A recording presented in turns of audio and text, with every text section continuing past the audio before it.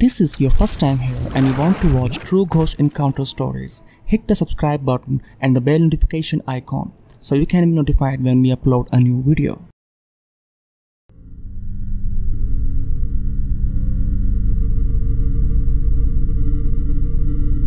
One night I was home alone and the phone rang. I said hello, like normal people do, and it said the scariest thing I have ever heard. It said, 2 more minutes and you will scream. It was 9:58 p.m. when this happened.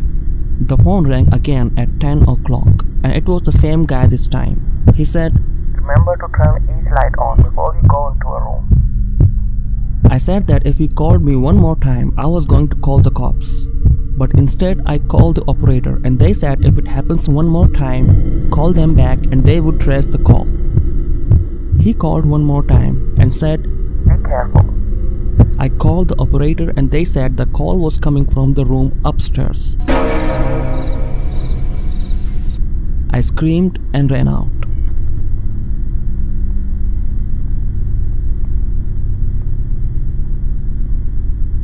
This happened about 3 years ago or so. I was sitting in the kitchen and it was around 10 p.m. or so. I heard a really loud thump in the basement.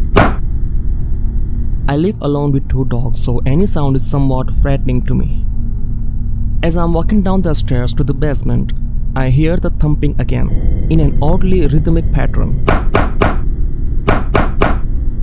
I creak open the door into the basement bedroom and I saw my dog is just ramming his head and body into the wall, over and over. I can't explain how shockingly unnatural looking it was. It looked like he was controlled or something. I called him over and he stopped and came upstairs with me. 3 hours later, I heard the thumping again. When I went down to check it, it was my other dog this time that was ramming his head into the wall. It was like he was possessed. And that scared the cheese out of me. Since then, nothing like that has happened. But what an unexplainable event. My house is said to be haunted, and we moved here when I was 14. Since then, I always feel like I'm not alone. Some nights I can see lights go on and off in my bathroom, or I smell horrible things when I'm awake in my house. But this encounter with this strange thing was the last straw. It was a cold, rainy day, and I had to let my dogs in the house before they froze to death. My mom was at work and my dad was at work too. They both said that they will be coming home late, so they gave me a list of what to do in order to be safe or just to keep the house in order. But the list was long and I wasn't looking forward to doing all of this stuff when I could be having fun playing around with nobody home. When I was watching TV, I started to get the feeling like I wasn't alone after all. I felt a cold chill on my back, and at the corner of my eye, I started seeing shadows. I felt a little better when I saw that my dog was not barking or showing teeth at anything. I went up to get some lemonade out of the fridge, and suddenly as I walked forwards, it opened on demand. I walked around the counter in the middle to see if I could see anything in the fridge, but nothing was there, so I just walked over there and closed it. But then I felt stupid because my lemonade was in there. After I got the lemonade, I sat back down and watched more TV. As I started taking a sip, I could see in the reflection of the glass in my kitchen. I looked at the glass trying to see the kitchen fully now, and what I saw next made me have nightmares for a long time. Looking at the glass, I suddenly saw this black creature run straight across the kitchen counter. I gasped, and right as I gasped, my dog jumped up and started barking like crazy, showing warning teeth. I jumped up with all feet and arms on the couch, watching my dog. His head is moving across the ceiling and then back down to the kitchen counter again. Then my dog moved his head and stared straight at me. I screamed because I knew that this strange thing was either right beside me or behind me. I ran to my room upstairs and locked the door. I started crying out of fear and listened to my dog bark like crazy. Then all of a sudden, the barking stops. My bedroom is big, but my bed is right in the corner near the window and the closet. I was sitting under the covers waiting to hear my dog bark again, but it was all quiet. Then I hear my dog scratching and barking even louder now at my door.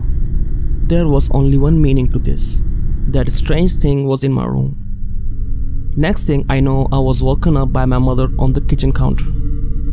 She asked me what had happened and I told her the whole story. She then asked me why I was found on the counter. I told her that all I remember was passing out in my bed. She looked at me and smiled. Then she said, "It's okay now, sweetie. Everything's fine now."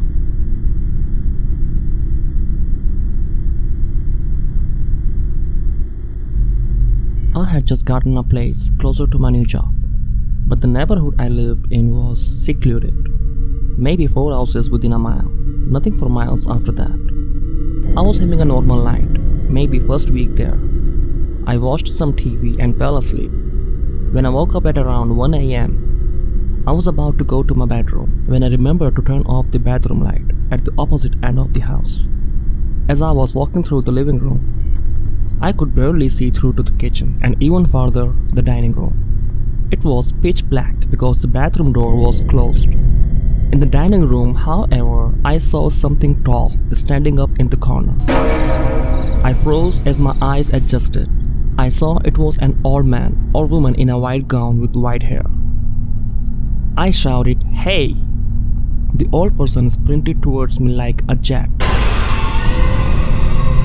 I sprinted back to my room where the light was on.